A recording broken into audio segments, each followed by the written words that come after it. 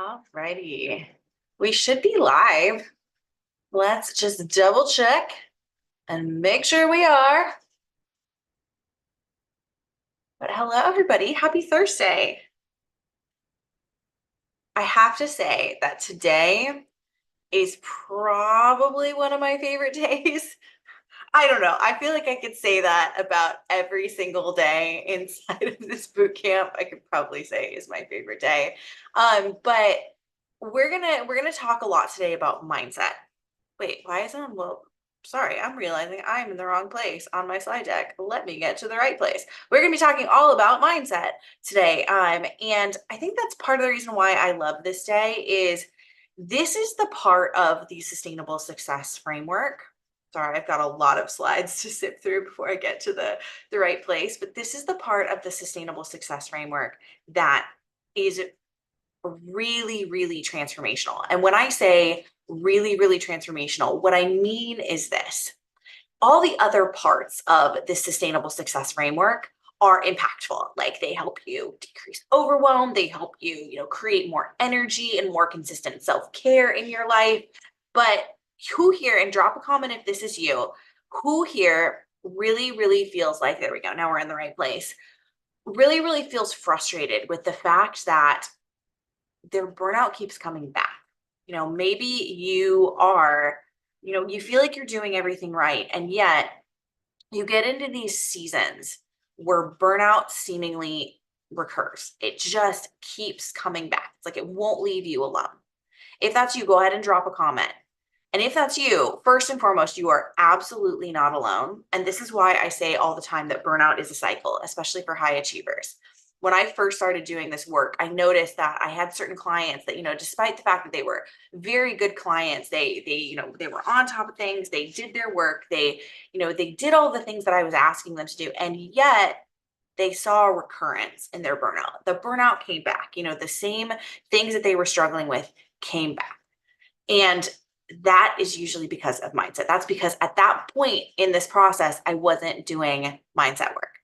And that is what we're going to dive into. This is the part of the process that, if you ask me, this is the part of the process that really, really makes sure that you are starting to become burnout proof. This is the part of the process that makes sure you are nipping in the bud the things that are ultimately driving you toward, repeating the same bad patterns, repeating the same bad habits.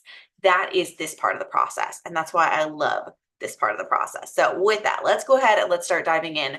For those of you who are new, if this is your first day, let me know. If this is your first day, it might be, day 4. I've actually been doing these since Sunday, so this is kind of day 5 for me. If this is your first, day, let me know, drop it in the comments below, and I'll tell you a little bit about who the heck I am.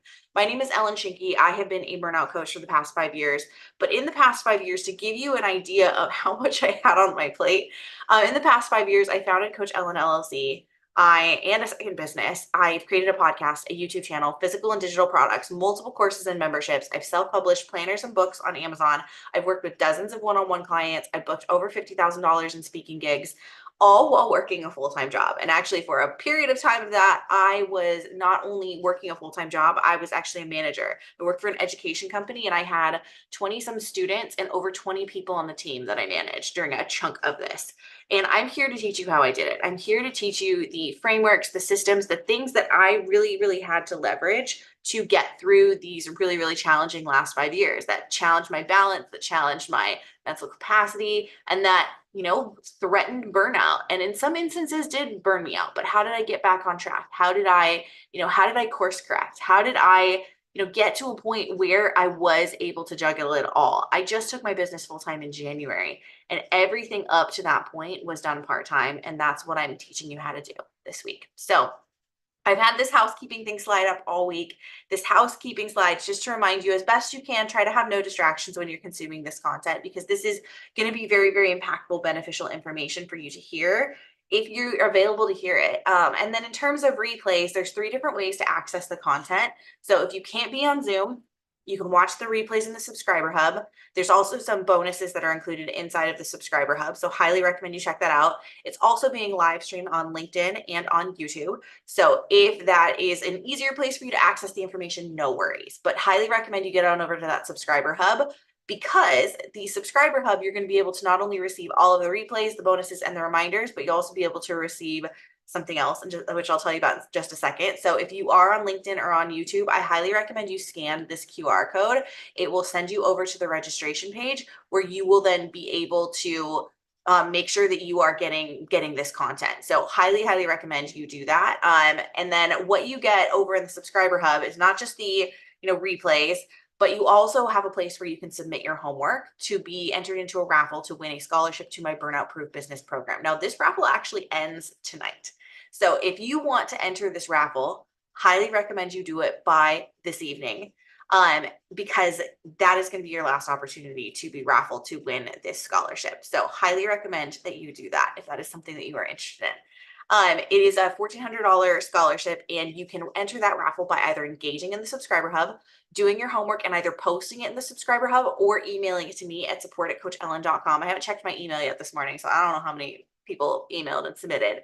But also sharing on social media and tagging me. So each time you do, you're going to be entered in to win that $1,400 scholarship into my Burnout-Proof Business Bootcamp Mini Mind. Really excited for that mini mind. It's coming up very soon, and I would love to have you in there. So if money is, a challenge for you, if money is something that is keeping you from potentially being able to enter that, to join that program, definitely make sure you enter into this. All right, so with that, what are we going to cover today? Today, we're going to be talking about sustainable mindsets. This is the third pillar of the sustainable success framework. And as I said at the beginning, this is the pillar that if you are seeing that, you feel like you're doing everything right, you've got good systems, you're taking care of yourself, you're engaging in your self-care habits, and yet you're seeing that burnout's recurring in your life, this is probably the part of the puzzle that you are missing, is this sustainable mindsets piece. But we'll also be covering today, we'll be covering achiever mindsets that create burnout.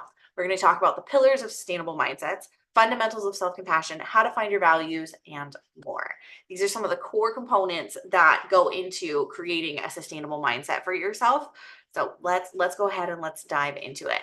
So first and foremost, sustainable mindset. If you are in a burnout cycle, but your self-care and your systems are fine, we need to address the mindset components that are perpetuating your burnout. And when I say the mindset components, I'm talking about such a diversity of different things. That's why this can be a very loaded section. We're just scratching the surface today, because the last thing I want you to ever to do is to leave a burnout talk feeling overwhelmed. So we're scratching the surface today, but there are some things that often for a lot of us perpetuate our burnout. Those are, certain mindsets that we might have that are keeping us, constantly taking on more, like maybe that people pleaser mindset or that high achiever mindset. We're going to talk about some of those mindsets today. But it can also be, how you respond to and how you think about setting boundaries. It can also be your values and whether or not you know your values. Your mindset is key, because this is going to be the thing that drives you and carries you through tough times in business and in life. That is why I call it a sustainable mindset. A sustainable mindset is driven by your values and your vision, and it helps you do just that. It helps you get through the really hard times in your life and in your business. We've talked over the course of the week, I've mentioned them a couple times, the different types of burnout.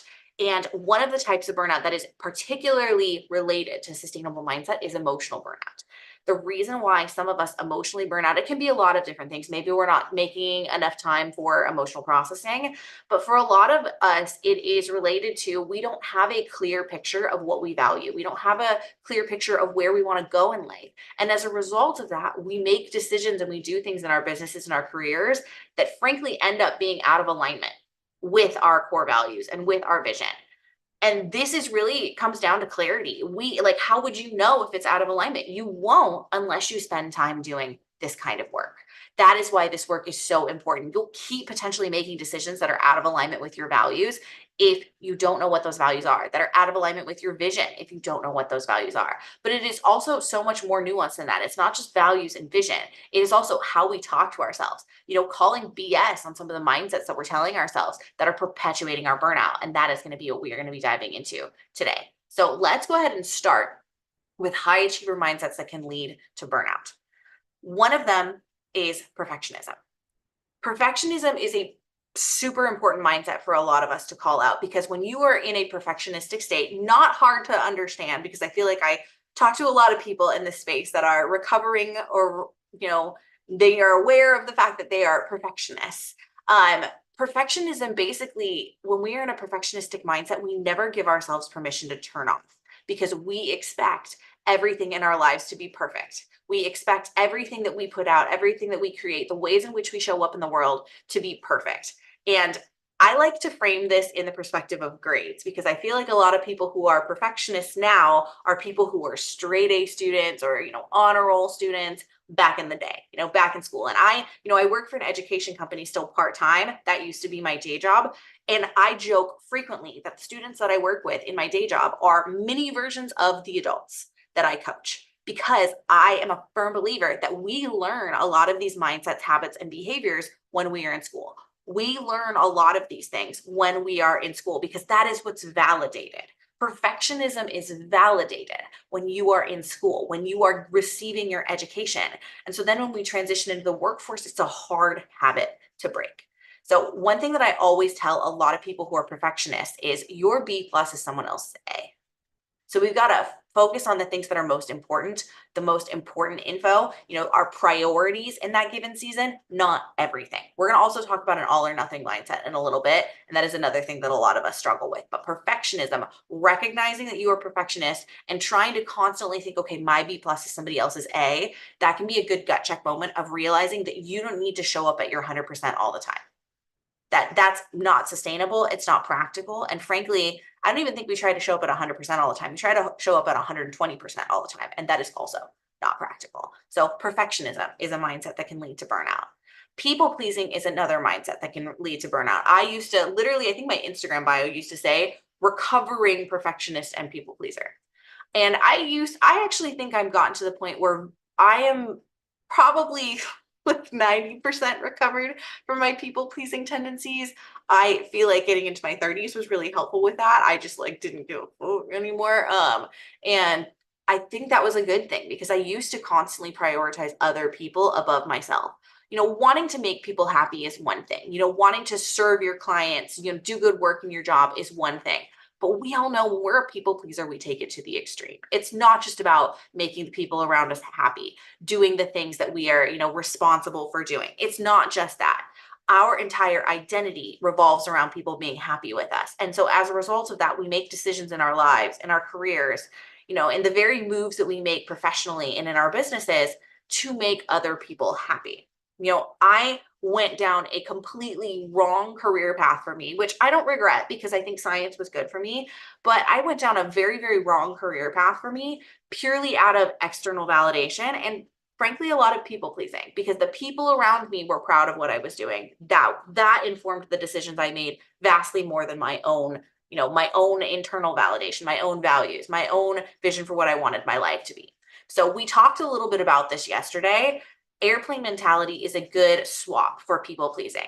An airplane mentality is put your oxygen mask on first. We talked about that in the context of self-care. But frankly, in the vast majority of decisions we make, if we can put our oxygen mask on first, that is going to be, frankly, to the better for all of the people in our lives. If we can put our oxygen mask on first, we are going to be better able to serve the people in our lives. But that's a really, really hard mentality for a lot of people pleasers to make. So with all of this, we're going to talk about something that's going to be core to making some of these shifts. But with all of these mindsets, I'll just say now we've got to tiptoe into it. You are not going to emerge from this hour-long time with me and all of a sudden be like, oh, not a perfectionist anymore. My B plus is somebody else's A. You're not going to emerge from this being like, oh, airplane mentality. I got to put my oxygen mask on first. There are probably going to be seasons and situations where it's easier to step into these kind of reframed versions of these mindsets. And there's going to be seasons and situations where it's much, much harder. So know that going in, know that you are going to be imperfect as you start applying some of these switches. So just know that from the get-go. So perfectionism, people pleasing, also a fixed mindset.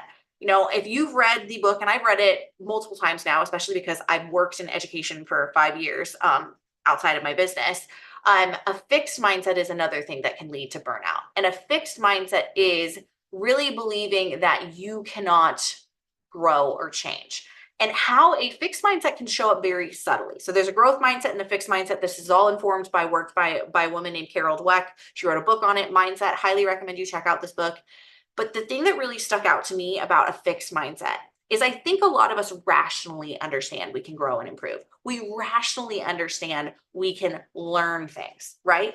It's not about the rational. It's about the emotional side of the brain, because the rational side of the brain is like, yes, logically, it makes sense that I can learn and grow and improve. But the emotional side of the brain gets tied to the fact that, it gets tied to this notion of, am I a natural? Am I a natural talent? And if I'm not, therefore I must suck.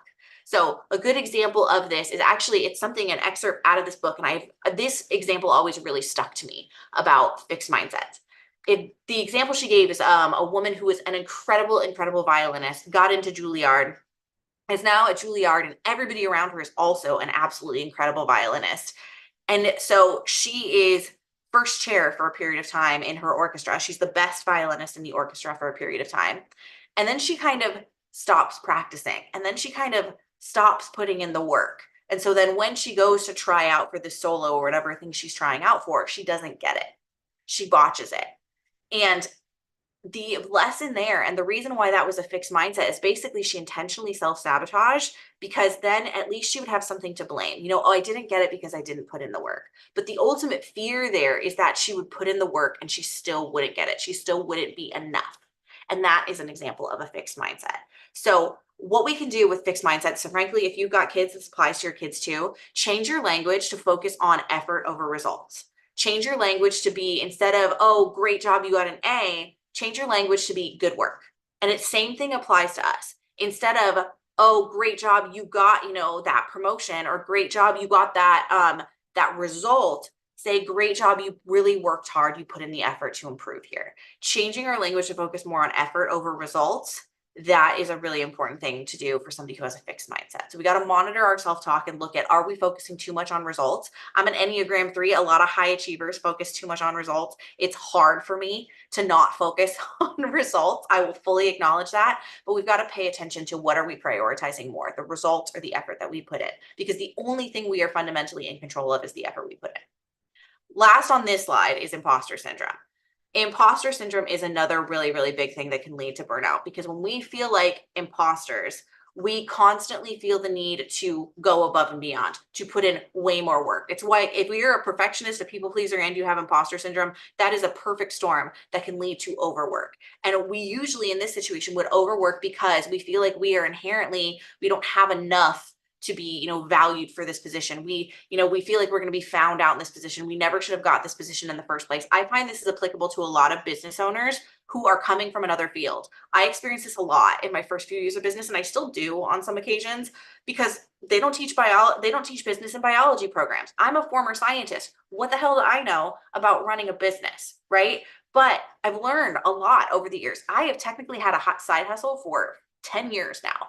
I've had a business, a legitimate LLC, for 5 years now. And yet there are still some times where I feel like I don't know what the hell I'm doing. But you know what I've learned more and more that I'm around business owners? Very few business owners, especially small business owners, know what the hell we're doing. We're just trying to do our best as we work through this. So what we can do for imposter syndrome is to create a system to gather proof of our ability and to track our successes. I actually have something inside of my second brain, which you'll actually notice when I share my screen today, because I'm going to share my second brain right now. I am playing around with dark mode because my eyes have been very tired recently. So that is why my Notion looks weird. I'm still getting used to it. I don't know if I like dark mode for Notion. I don't think it looks as good. But what I do want you to see inside of here is I have something that I call a proof journal. And actually, did I reshare it? Yes, I did. Okay, cool. I couldn't remember. I have something inside of my business called a proof journal. And basically what it is I take screenshots of great reviews, great comments, anything that just kind of, I read it and it just makes me feel really good to read. I save it inside of this proof journal, and it reminds me that I know what the hell I'm doing. And so this is something that is, I think, a really good practice for people to have when it comes to, overcoming that imposter syndrome mindset. So those are our first 4. Let's keep going though, because there are definitely others. Another mindset that can lead to burnout is I don't do emotions. I had a friend tell me, and I think I mentioned this earlier in the week, I had a therapist friend. Everybody needs a therapist friend in their life. Tell me that I am a textbook Enneagram 3. I treat emotions like roadblocks. Damn, was that a call out? I have seen a lot of high achievers, especially men, but honestly, women too.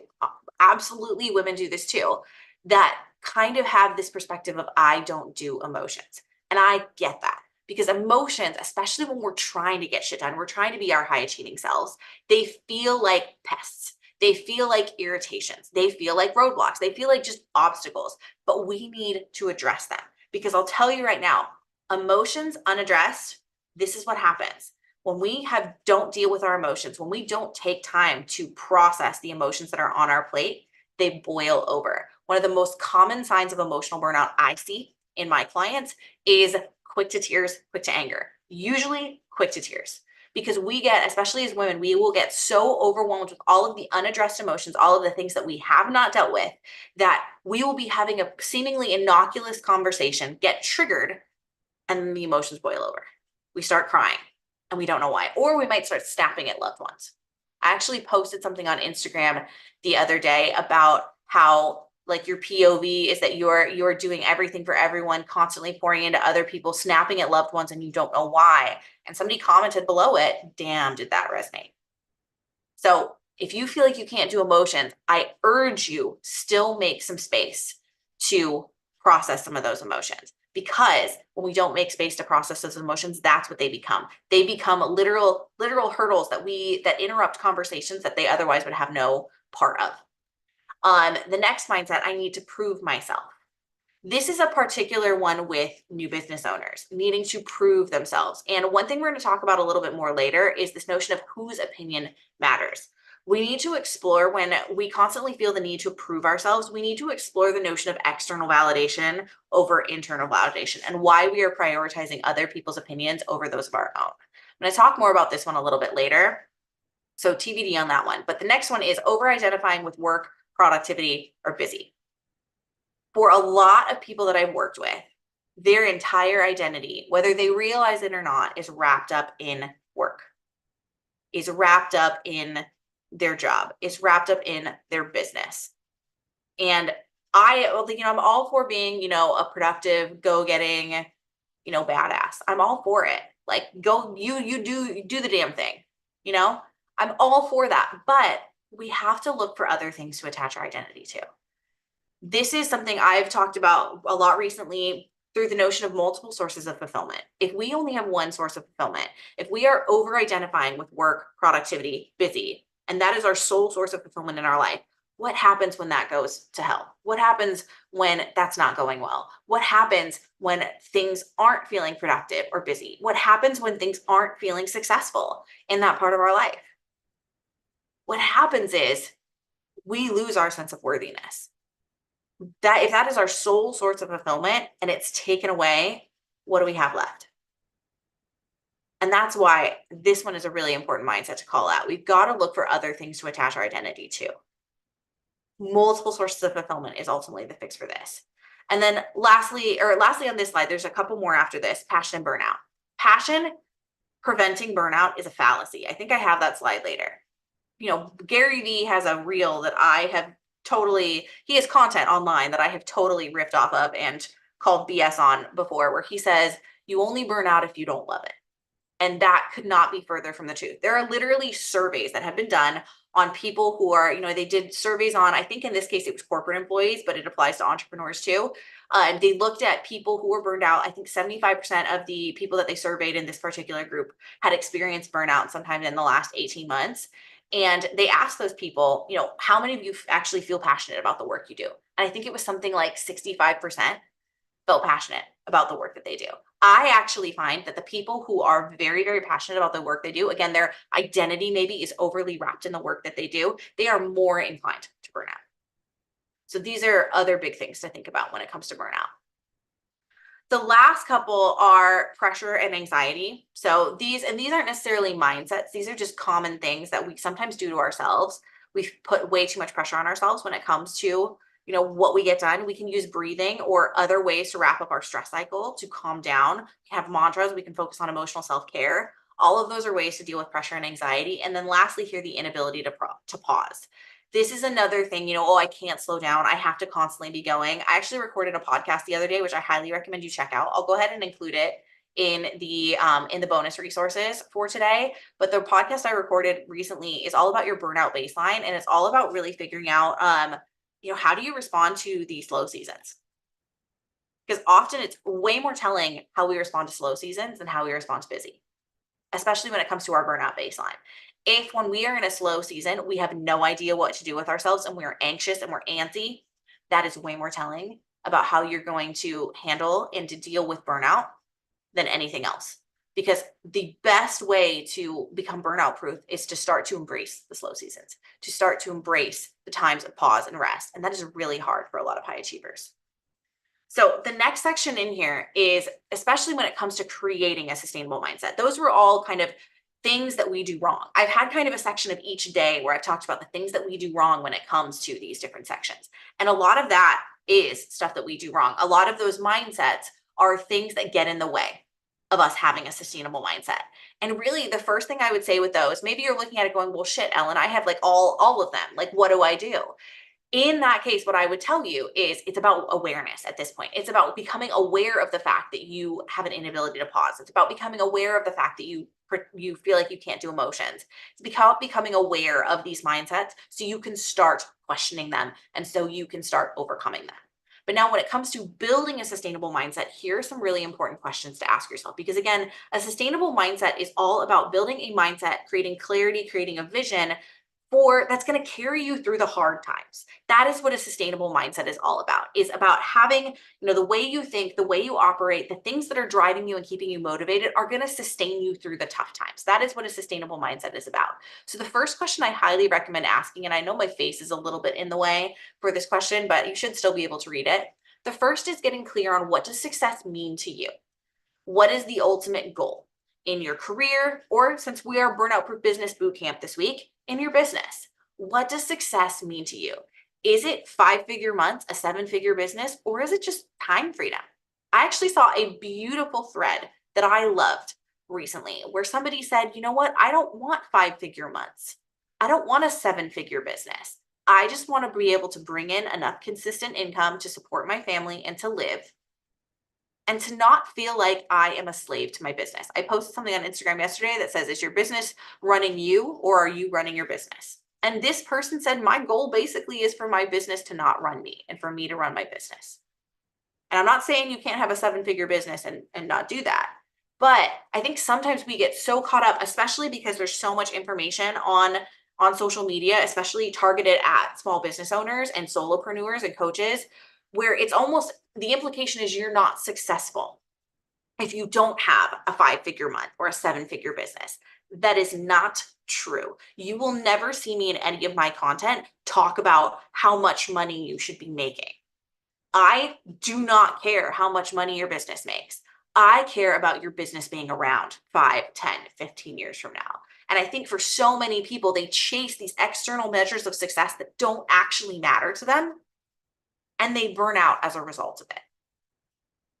And that is something that I am really, really passionate about helping us move away from. There's nothing wrong with the 5-figure months and the 7-figure businesses, but what is wrong is chasing something that you aren't actually interested in, that you don't actually value or care about, just because somebody else tells you that you should. Again, hate the word should. Should is my least favorite word in the English language. We got to stop shoulding ourselves. And a lot of us should ourselves when it comes to success and what success means to us and what markers of success we are chasing. So this is a great question to ask yourself when it comes to getting very clear on, what success means to you, and to help you build a sustainable mindset. So you're not chasing things for other people, you're chasing things for yourself. So that's the first question we can ask. The next question we can ask is, what does work-life balance look like? This is another important question when it comes to creating a sustainable mindset, because nobody can tell you this. I can't tell you what work-life balance looks like for you. You have to answer this for yourself. And this is, as kind of has been a common theme throughout our week this week, this is very dependent on your productivity style. Work-life balance for a segmenter, which if you don't remember the productivity styles, I don't think I have them. Oh, I do have them in here. Yeah, okay, I do have them in here. Go me, I was smart. So the productivity styles are an integrator versus a segmenter. A segmenter likes to keep work and personal life separate. They are a Monday through Friday, 9 to 5 kind of person. Whereas an integrator doesn't care about Monday to Friday, 9 to 5. They're going to get their work done in pockets around their life. And that is why this is a really important one. Oops, I didn't mean to go forward. I meant to go back, because your work-life balance and what work-life balance looks like to you is going to very much depend upon your productivity style. And the productivity styles are a spectrum. You're not necessarily always going to be one or the other.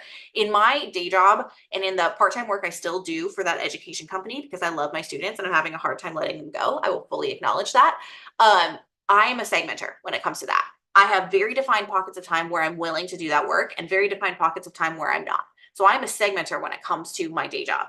I'm more of an integrator when it comes to my business, because I want to be able to have a life. If that means going for a walk in the middle of the day or going on a random snowshoe like I did last Friday, I want to be able to do that. I want to have the flexibility to be able to do that. And then if that means I work a little bit on Friday night or a little bit on Saturday morning, I'm okay with that.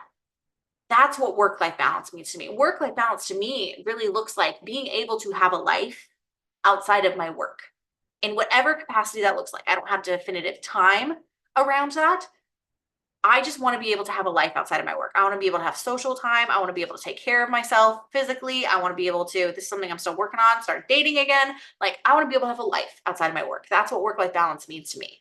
And it doesn't necessarily mean having the same schedule week to week. In fact, I kind of like the flexibility and the freedom to be able to just kind of have a different schedule week to week. That's okay with me. I like that. So it may not be how it works for you, but that is what work-life balance looks like to me. So getting clear on what work-life balance looks like to you can also be really, really helpful when it comes to sustainable success, because then you're operating by your definition of what your schedule should look like, of what your day-to-day should look like. And that should be the only thing that's coloring, what informs your schedule. All right. The next question, what are your values and is your business representative of them? I will tell you right now, values work is the one thing. Sorry, I am getting messages to my Apple Watch, and we're going to turn that baby on do not disturb. I've been doing values work since I started coaching.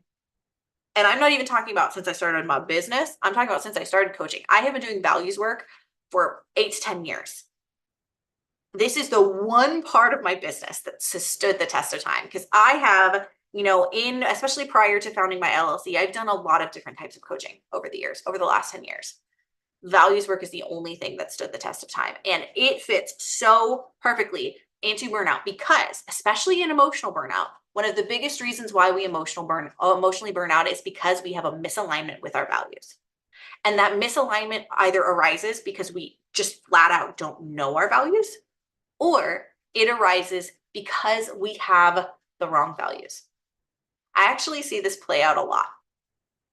I think it's very rare that clients come to me and they actually know what their values are, and that the values that they think are their values are truly their values. I've had a lot of clients come to me and say, well, I think these things are my values. But the more we dig into it, those actually don't match with what their true core values are. I had one client recently who came in, and her values were all about other people. She was nowhere to be found in her values. And that is a common thing I see with people when it comes to values. I'm actually going to stop my share as I talk about this, because I'm about to get on a soapbox. I'm sorry. But that's the big thing I see, is we will often let, just like these other ones, just like these definitions of success, just like these work-life balance things, we will let other people have too much influence on what our values should be. This is something that I will call out, is I see a lot of times people will say, oh, my values are like, family is one of my values. And if you think this is one of your values, I'm not saying it's not, but I am calling it out because I commonly see people say family is one of my values. I used to think that as well. But what I found is actually family is not my value. My value is what I get out of the relationships I have with my family or my chosen family, my really good friends. The thing that I value is not family in and of itself. It is the belonging I get from my relationships with my family and my really good friends and my loved ones. Belonging is actually the value. Family is not. And that is what I mean about sometimes these should values, these values that we feel like we should have to be like seen as a good person.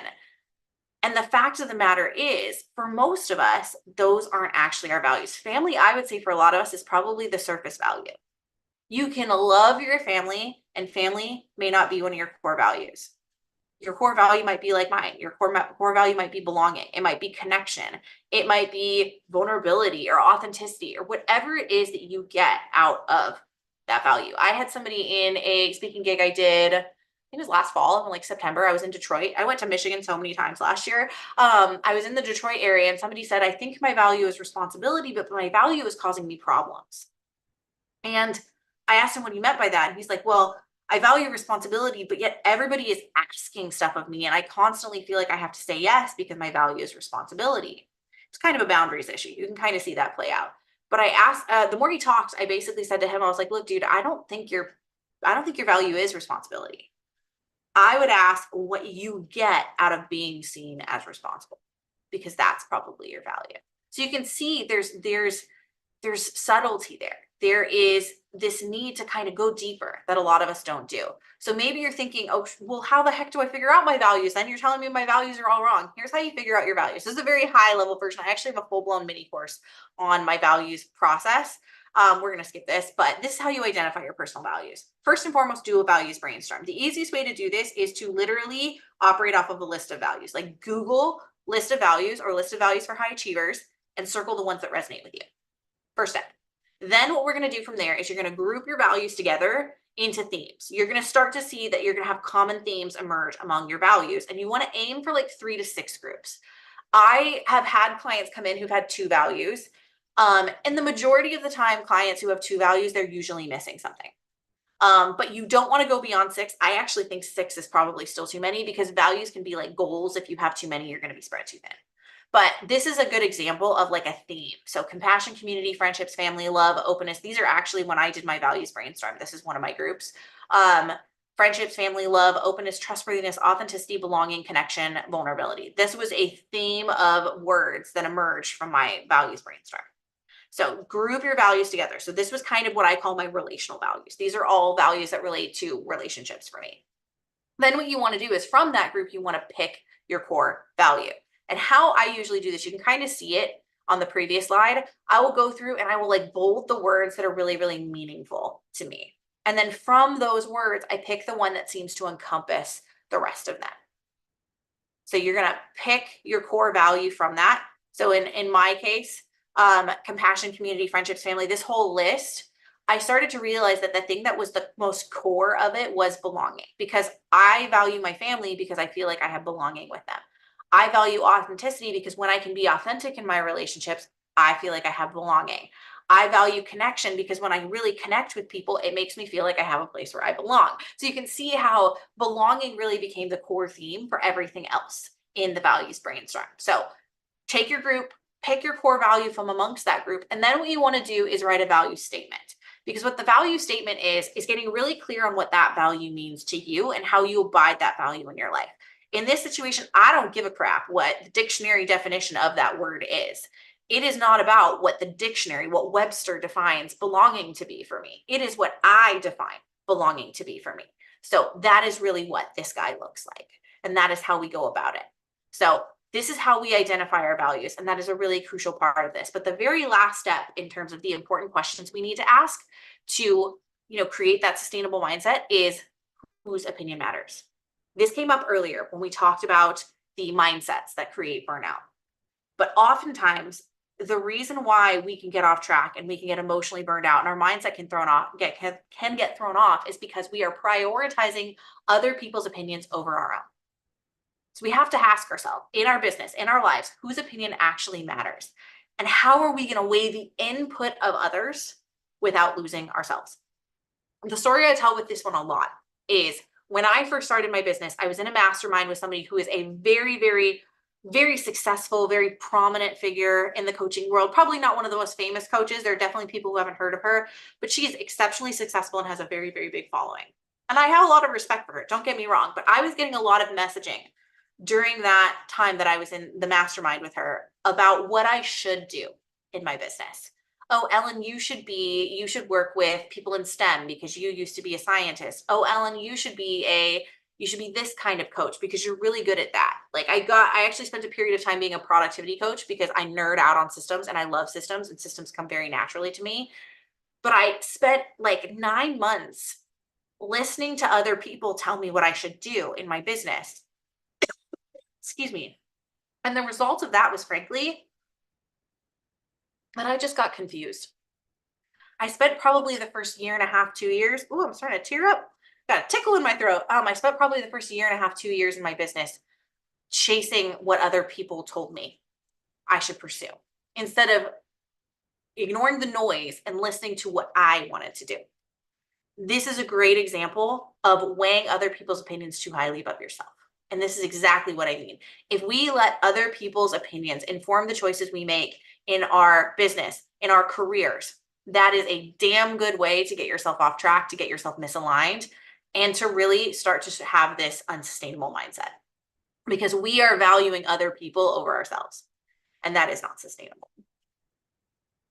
So I don't know why we are talking about values is here, but anyways, the whole idea behind these questions is this. Once we have the answers to these questions, once we know what success means to us, once we know what our work-life balance looks like, once we know our values, once we know whose opinions actually matter in our business, and frankly, spoiler alert, the opinion that should matter the most is your own.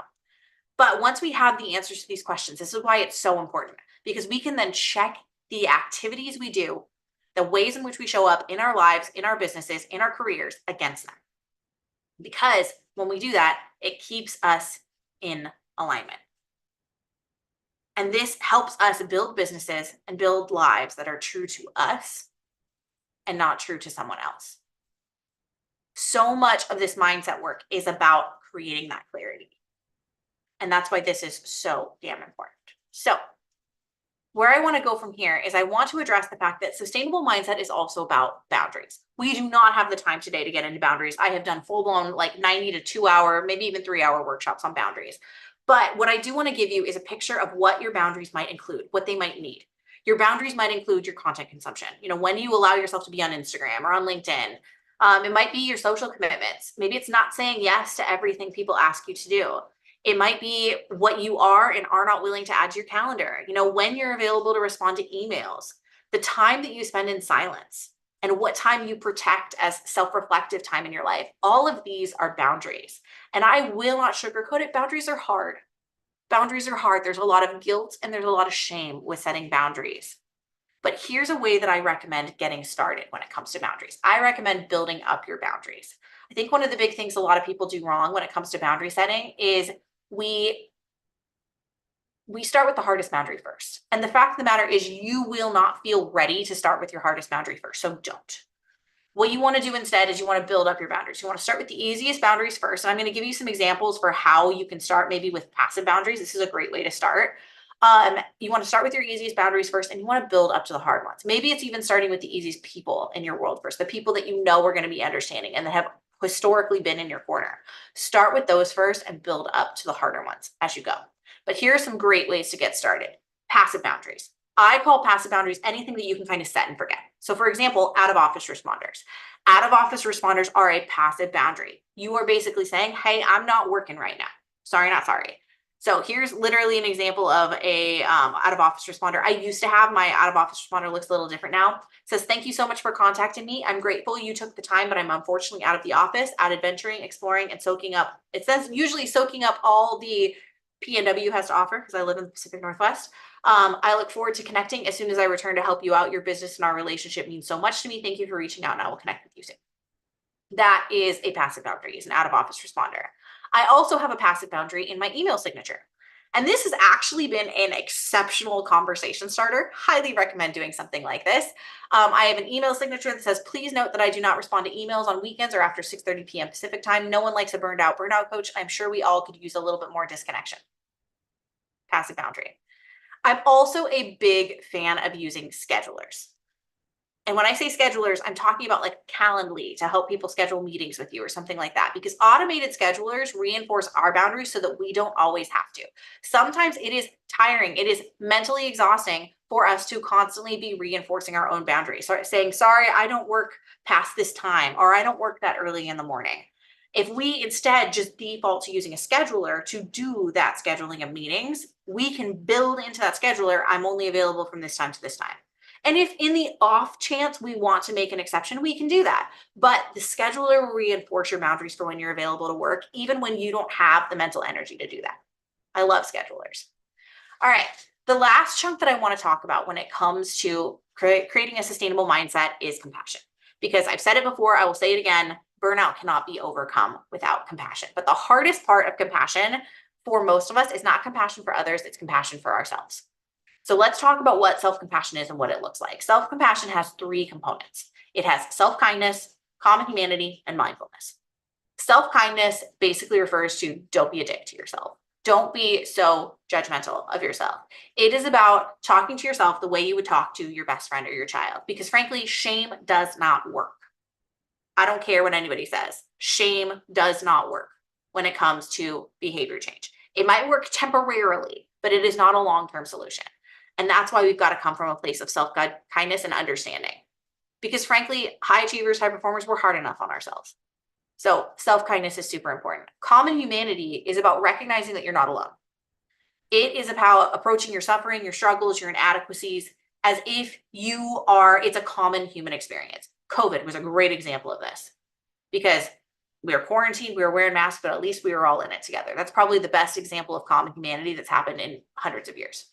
And then lastly, mindfulness. And what mindfulness refers to is being able to be aware of your negative emotions without over-exaggerating or over-identifying with them. It is the difference between I am stressed and this situation is making me stressed.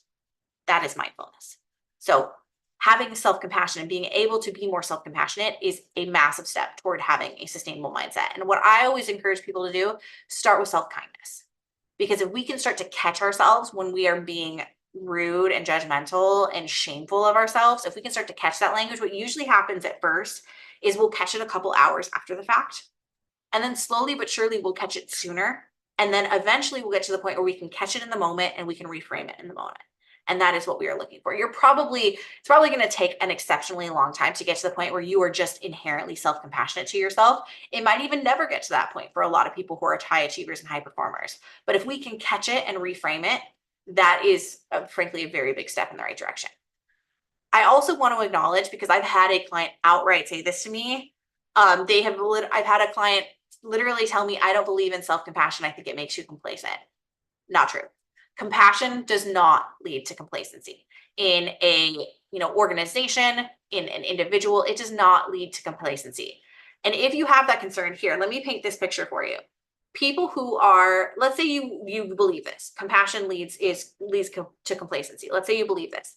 So then you're going to be really tough on yourself, right? You're going to constantly hold yourself to this, perhaps unrealistic standard, lots of shaming and judgment and self-critique in terms of the language and how you speak to yourself. Eventually, what's going to happen with that is you are going to get to a place where you're emotionally burned out, because that kind of self-critique and self-judgment is eventually going to make you feel like you're in a no-win scenario with yourself, which is eventually going to make you disengage. And that is lack of motivation, apathy, disengagement, especially among high performers, is a sign of emotional burnout. So the desire to not become complacent is going to lead to complacency. I've seen it play out, promise you this. So compassion does not lead to complacency. Don't feel like you can't do this for fear that it's going to make you complacent. So with that, we are actually getting toward the end here, and I don't want to, kind of repeat myself and spend too much time belaboring things, because I know we covered a lot today. What we talked about what does it mean to build a sustainable mindset? We talked about high achiever mindsets that lead to burnout. We talked about important questions to ask yourself to build a sustainable mindset. We talked about how to find your values, how to build up your boundaries, how to create passive boundaries. And we talked about the role of self-compassion in burnout. And you know what I actually realized? Oh, no, I did do it. Okay, cool. I wasn't sure if I updated our homework slide, but I did. Go me. What I would highly recommend you do as homework today, again, because I always want to give you action steps. I don't want you to just be like passively consuming this content and not actually taking action on anything. I would highly recommend, first and foremost, ask yourself to know what your values are. Again, like I said, values work has stood the test of time in my business. I've been doing values work with clients for 8 to 10 years. Highly recommend it. Do you know what your values are? And if your answer is no, use the steps I've outlined to try to at least figure them out. Or head on over to coachellen.com, head to my shop, or actually head to my courses, because I have a values mini course. It's very inexpensive. It's only $47, and it walks you through the entire process with all of my caveats, with all sorts of worksheets, with all sorts of support to help you figure out what your values are. So that's the first step. The second step is, what are some passive boundaries you might implement? Because boundaries are so important when it comes to creating sustainability in your mindset, and getting comfortable with setting boundaries is going to be super important with sustainability in your mindset. So what are some passive boundaries you might set? And again, the examples I gave were out of office responders, having a note below your email signature about what your hours are, and also using schedulers, using automated schedulers like a Calendly or an Acuity or whatever it might be. So are there any of those passive boundaries that you might be able to start implementing into your systems, into your world, into your business, or into your career to help you start to get more comfortable and more confident about setting boundaries? And again, once you do these things, share your homework over at support@coachellen.com is where you can send them, or in the forum at coachellen.com/bootcamp. Share your homework there, because again, once you do, you're going to be entered in to win the raffle, and you can do this by engaging in the subscriber hub, doing your homework, sharing on social media, and tagging me. And when you do, each time you do one of these things, you'll be entered to win a $1,400 scholarship into my Burnout-Proof Business Bootcamp mini night. Alrighty. So with that, where the heck are we going tomorrow? Like, this whole thing was about the sustainable success framework. And as of today, we have tackled all 3 pillars at a high level of the sustainable success framework. So what the heck are we covering tomorrow? Tomorrow, we're going to be bringing it all together. We're going to take everything that we talked about, and we're going to start talking about how do we become burnout proof from all of this. I'm going to let that be your teaser. I'm not going to give too much away for where we are going tomorrow, but I'm very excited to see you then. So with that, I will see you tomorrow in day 5 in our Becoming Burnout Proof, and I hope to see you there. Bye, friends.